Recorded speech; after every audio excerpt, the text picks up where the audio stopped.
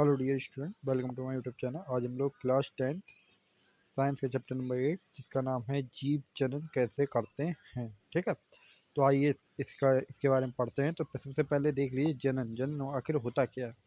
जनन वह प्रक्रिया है जिसके द्वारा संजीव अपने जैसे नए जीव उत्पन्न करते हैं। यह पृथ्वी पर जीवन की निरंतरता को बनाए रखने के लिए आवश्यक है। ठीक है, कोशिका के केंद्र में पाए जाने वाले गुणसूत्रों के डीएनए यानी डीएनए क्या बोलते हैं, डीऑक्सी राइबो न्यूक्लिक अम्ल, ठीक है, के अणुओं में आनुवंशिक गुण होते हैं। ठीक है, डीएनए प्रतिकृति बनाता है तथा नई कोशिकाएं बनाता है। इससे कोशिकाओं में विभिन्नता उत्पन्न होती है। ये नई कोशिकाएं एक समान परंतु समरूप नहीं। विभिन्नता का महत्व। लंबे समय तक प्रजाति यानी स्पीशीज की उत्तर जीवितता बनाए रखने में उपयोगी, जैव विकास का आधार है।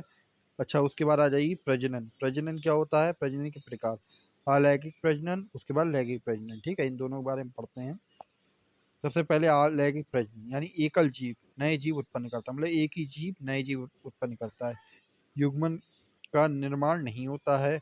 नए जीव पैतृक जीव के समान समरूप होता है। ठीक है, जो मतलब जिस चीज से उत्पन्न हुआ उसके समान उसके समरूप होता है। ठीक है, सतत गुणन के लिए एक बहुत ही उपयोगी माध्यम है। यह निम्न वर्ग के जीवों में अधिक पाया जाता है। उसके बाद आ जाइए लैंगिक जनन। ठीक है, दो एकल जीव यानी दो एक तरह के जीव, ठीक है, मिलकर नया जीव उत्पन्न करते हैं। नर, ठीक है, जैसे एक नर एक मादा। ठीक है, एक नर एक मादा आपस में मिलकर क्या करते हैं, एक नया जीव उत्पन्न करते हैं। नर युग्मक व मादा युग्मक बनते हैं।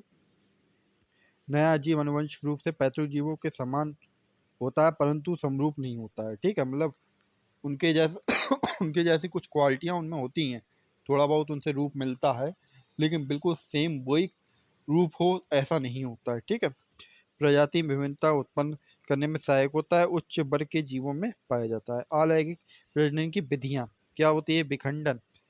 इस प्रक्रम में सबसे पहला है विखंडन। ठीक है, इस प्रक्रम में कोशिका दो या दो से अधिक कोशिकाओं में विभाजित हो जाती है। उसके बाद द्विखंडन, जीव दो कोशिकाओं में विभाजित होता है। उदाहरण अमीबा, लेशमानिया। ठीक है, ये देखो बेटा, ये अमीबा है, ये अमीबा है, और ये आपका लेशमानिया है। ठीक है, उसके बाद आगे देख लीजिए बहुखंडन क्या होता है। जीव बहुत सारी कोशिकाओं में विभाजित हो जाता है, जैसे आपका प्लेज्योमेडियम। ठीक है, उसके बाद खंडन देख लीजिए। इस प्रजनन विधि में सरल संरचना बहुकोशिकीय जीव विकसित होकर छोटे छोटे टुकड़ों में खंडित हो जाते हैं। ये टुकड़े वृद्धि कर नए जीव में विकसित हो जाते हैं। उदाहरण के स्पाइरोकाइरा। ठीक है, उसके बाद पुनर्जनन बोल दीजिए। ठीक है, इस प्रक्रम में किसी कारणवश जब कोई जीव कुछ टुकड़ों में टूट जाता है, तब प्रत्येक टुकड़ा नए जीव में विकसित हो जाता है, जैसे आपका प्लेनेरिया हाइड्रा। ठीक है, मुकुलन। मुकुलन क्या होता है, इस प्रक्रम में जीव के शरीर पर एक उभार उत्पन्न होता है जिसमें जिसे मुकुलन कहते हैं। यह मुकुल पहले नन्हे फिर पूर्ण जीव में विकसित हो जाता है तथा जनक से अलग हो जाता है। बीजाणु समासंग। ठीक है, ये क्या होता है, कुछ जीव के तंतुओं के सिरों पर बीजाणु धानी बनती है जिनमें बीजाणु होते हैं। संरचनाएं होती हैं जो एक मोटी भित्ति से रक्षित होती है। अनुकूल परिस्थितियों मिलने पर बीजाणु वृद्धि करने लगते हैं। उसके बाद आ जाइए कायनिक प्रबंधन। कुछ पौधों में नए पौधे का निर्माण करके कायनिक भाग जैसे जड़, तना, पत्ती आदि से होता है। इसे कायनिक प्रबंधन कहते हैं। प्राकृतिक विधि, जड़ द्वारा टहलियाँ, शकरकंदी। ठीक है, तने द्वारा आलू, अदरक, पत्तियों द्वारा बायोफिल्म की पत्तियों की कोर पर कलिकाएं होती है जो विकसित होकर नया पौधा बनाती है। कृत्रिम विधि क्या होता है बेटा, देखो, रोपण यानी आम, कृतन यानी गुलाब, यारिंग यानी चमेली। ठीक है, अब आ जाइए उतक समंगन। ठीक है, इस विधि में शाखा के सिरे से कोशिकाएं लेकर उन्हें पोषण माध्यम में रखा जाता है। ये कोशिकाएं गुणन कर कोशिकाओं के गुच्छे जिसे कैलस बनते हैं, ये परिवर्तित हो जाती है। कैलस को हार्मोन माध्यम में रखा जाता है जहां इसमें विभेदन होकर नए पौधों का निर्माण होता है, जिसे फिर मिट्टी में रोपित कर देते हैं। उदाहरण के लिए आर्किड यानी सजावटी पौधे। कई संबंधित लाभ, इसके लाभ क्या होते हैं? बीज उत्पन्न न करने वाले पौधे, ठीक है, जैसे केला, गुलाब आदि के नए पौधे बना सकते हैं, ठीक है। नए पौधे आनुवंशिक रूप से जनक के समान होते हैं। बीज रहित फल उगाने में मदद मिलती है। पौधे उगाने का सस्ता और आसान तरीका है। पुष्पी पौधों में लैंगिक जनन, फूल पौधे का जनन अंग होता है, ठीक है। जनन आप लोग समझ रहे होंगे, ठीक है। एक फूल के मुख्य भाग बाह्यदल, पखुंडी, स्त्री केसर एवं पुकेसर होते हैं। उसके बाद उभयलिंगी पुष्प में देख लीजिए, स्त्री केसर व पुकेसर दोनों स्थित होते हैं। उदाहरण के लिए सरसों, गुड़हल, ठीक है। एक लिंगी पुष्प में क्या होता है देख लीजिए, स्त्री केसर और पुष्पेसर में से कोई एक ही जंगनांग उपस्थित होता है, जैसे पपीता, तरबूज। ये देखिए बेटा, ये एक पुष्प है आपके चित्र के लिए, ठीक है। आगे बढ़ते हैं। बीज निर्माण की प्रक्रिया, ठीक है। बीज निर्माण की प्रक्रिया कैसे होती है देखिए बेटा, सबसे पहले परागकोश में उत्पन्न परागकण हवा पानी या द्वारा उसी फूल के वर्तिकाग्र यानी स्वर परागण या दूसरे फूल के वर्तिकाग्र परागण पर स्थानांतरित हो जाते हैं। परागकण कण से एक नलिका ग्रसित होती है जो वर्तिका से होते हुए बीजांड तक पहुंचती है। उसके बाद कोशिका सॉरी अंडाशय के अंदर नर व मादा युग्म का निषेचन होता है तथा युग्मनज का निर्माण होता है। युग्मनज में विभाजन होकर भ्रूण का निर्माण होता है। बीजांड एक कठोर आवरण विकसित होकर बीज में बदल जाता है। उसके बाद देख लीजिए, अंडाशय फल में बदल जाता है तथा फूल के अन्य भाग चढ़ जाते हैं, ठीक है। अब आ जाइए मानव में प्रजनन, ठीक है। मानवों में लैंगिक जनन होता है, पहली चीज आपको क्लियर होनी चाहिए, ठीक है। उसके बाद लैंगिक परिपक्वता, ठीक है। जीवन का वह काल जब नर में शुक्राणुओं तथा मादा में अंड, ठीक है, कोशिका का निर्माण शुरू हो जाता है। किशोरावस्था की इस अवधि को यौवारंभ कहते हैं, यौवनारंभ कहते हैं, ठीक है। किशोरों में एक समान काक व जननांग के पास गहरे बालों का उगना, त्वचा का तैलीय होना तथा मुहां से निकलना। ये भाई जब हम लोग किशोर अवस्था में आए तभी तो होता है। लड़कियों में स्तन के आकार में वृद्धि होना, रोजाधर होने लगना, यानी लड़कों में चेहरे पर दाढ़ी मूछ निकलना, आवाज का फटना, यह परिवर्तन संकेत देता है कि लैंगिक परिपक्वता हो रही है। उसके बाद देख लीजिए नर जनन तंत्र, ठीक है, इंपॉर्टेंट है, पेपर में आ सकता है, इसलिए अच्छे से समझिए। वृषण, वृषण उदार गुहा के बाहर वृषण कोश में उपस्थित होते हैं। वृषण कोश तापमान युक्त तुलनात्मक रूप से कम होता है जो शुक्राणु बनने के लिए आवश्यक है, ठीक है। इसका मैंने एक चित्र है जो अगले पेज पे आपको मिलेगा, वो चित्र देख के आपको और अच्छे से समझ में आ जाएगा, ठीक है। नर युग्मक शुक्राणु यहाँ पर बनते हैं। वृषण ग्रंथि टेस्टोस्टेरोन हार्मोन उत्पन्न करती है। टेस्टोस्टेरोन के कार्य क्या होते हैं? शुक्राणुओं का उत्पादन पर नियंत्रण, ऐसा नहीं है बहुत ज़्यादा ही बना दे, ठीक है। लड़कों में यौवना अवस्था परिवर्तन, ठीक है। उसके बाद देख लीजिए शुक्र वाहिनी, ये शुक्राणुओं को वृषण से शिष्ट तक पहुंचाती है। शिष्ट क्या होता है, शिशन क्या होता है, ये सब आपको पता चल जाएगा ये क्या होता है, ठीक है, चित्र में जब आप देखेंगे। मूत्र मार्ग, ठीक है, यह मूत्र और वीर्य दोनों के बाहर जाने का मार्ग है। बाहरी आवरण के साथ इसे शिश्र कहते हैं, ठीक है। उसके बाद इससे क्या होता है, शुक्राणु तरल माध्यम में आ जाता है, यानी लिक्विड फॉर्म में आ जाता है। यह माध्यम उन्हें पोषण प्रदान करता है, इसके स्थानांतरण में सहायता करता है। शुक्राणुओं तथा ग्रासियों का स्वभाव मिलकर वीर्य बनाते हैं। ये देख लीजिए बेटा, ये आपकी मूत्र नलिका है, ये मूत्राशय है, ठीक है, इसमें मूत्र इकट्ठा, ये शुक्राणुशय है, इतना जरा सा, ठीक है। उसके बाद ये आपका क्या बोलते हैं, इसे बोलते हैं शिशन, ठीक है। ये प्रसार ग्रंथि है, ये मूत्र मार्ग है और ये प्रषण कोश है, ठीक है।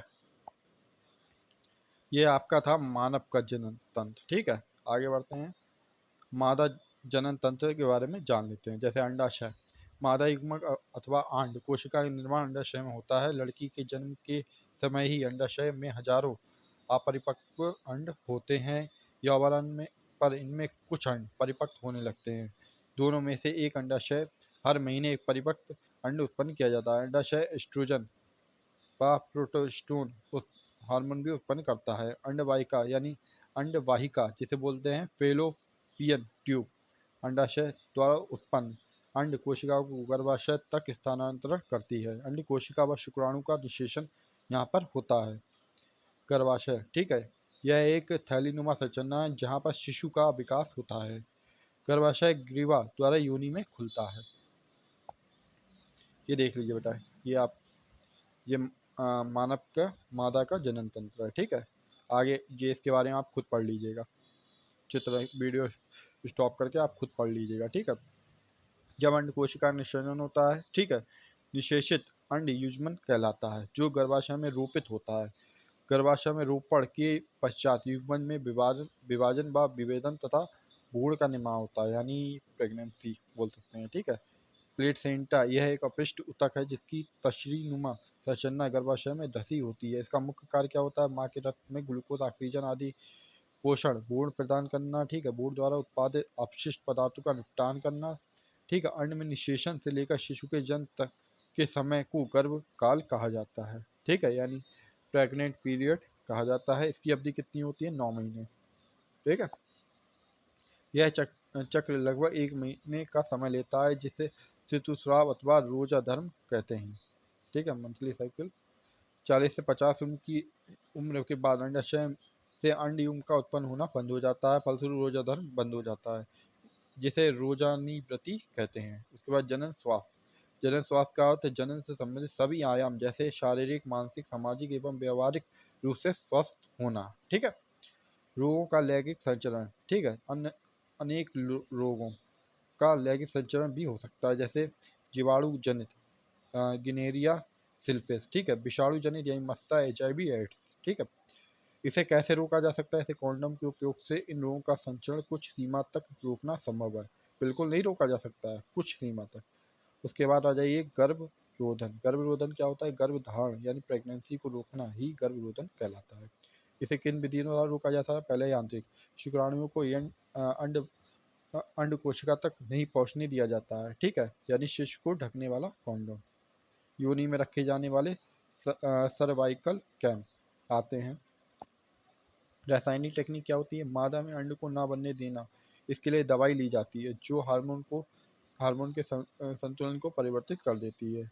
इनके अंड प्रभाव यानी विपरीत प्रभाव भी हो सकते हैं, ठीक है, मतलब इनके खतरनाक प्रयोग कहते हैं, इनके खतरनाक प्रभाव भी आपको देखने को मिल सकते हैं, ठीक है। उसके बाद आ जाइए IUCD यानी इंट्रा यूट्रीन कॉम्प्रेटिव डिवाइस, ठीक है, लूप या कॉपर टी को गर्भाशय में स्थापित किया जाता है जिससे गर्भधारण नहीं होता है, ठीक है। जो लोग बच्चा नहीं चाहते हैं वो ये करवाते हैं, ठीक है। शक्र क्रिया टेक्निक, ठीक है, यानी नसबंदी जो पुरुषों द्वारा होती है। पुरुषों में क्या होता है? शुक्र वाहिका को रोक कर उसमें से शुक्राणुओं के स्थानांतरण को रोकना, मतलब ऐसा हो जाता है कि हम जो पुरुषों में शुक्राणु होते हैं वो नहीं निकलते हैं, ठीक है। ट्यूबरोटोमी, ठीक है, महिलाओं में अंड वाहिनियों को अवरोध कर यानी अंड के स्थानांतरण को रोकना, ठीक है। उसके बाद देख लीजिए आप भ्रूण हत्या। भ्रूण हत्या क्या होती है? मादा भ्रूण को गर्भाशय में ही मार देना भ्रूण हत्या कहलाती है, यानी जो लेडीज प्रेग्नेंट होती है वो प्रेगनेंसी में ही अपने जो पेट में जो बच्चा पल रहा होता है उसे मारना, उसे भ्रूण हत्या कहते हैं। एक स्वस्थ स्वास्थ्य समाज के लिए संतुलित लिंग अनुपात आवश्यक है। यह तभी संभव होगा जब लोगों में जागरूकता फैलाई जाएगी व भ्रूण हत्या तथा भ्रूण लिंग निदान जैसी घटनाओं को रोकना होगा, ठीक है। ये बेटा आपका ये चैप्टर बिल्कुल कंप्लीट हो गया है। इस चैप्टर से जो भी इंपॉर्टेंट पॉइंट था वो सब मैंने आपको करा दिया है। पेपर में जो भी इस चैप्टर से आएगा वो इन्हीं में से आएगा, ठीक है। इसकी PDF चाहिए हो तो कमेंट सेक्शन या व्हाट्सएप पे बोल दीजिएगा, बिल्कुल फ्री है, आपको मिल जाएगी। मिलते हैं नेक्स्ट वीडियो में।